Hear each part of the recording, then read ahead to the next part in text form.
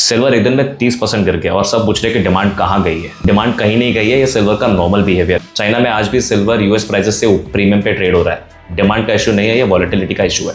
सच ये है जो कोई नहीं प्रेडिक्ट कर सकता है कि सिल्वर ऊपर जाएगा कि नीचे। इसलिए स्मार्ट इन्वेस्टर्स सिल्वर को एसेट एलोकेशन का हिस्सा बनाते हैं, गैम्बल नहीं। अगर आप इन्वेस्टिंग को बिना नॉइज समझना चाहते हैं, इस पेज को फॉलो करिए। और अगर आप अपने कैपिटल के लिए सीरियस डिसीजन लेना चाहते हैं तो मुझे मेरे बायो पे दिए गए नंबर पे पर्सनली मैसेज करिए। Thank you.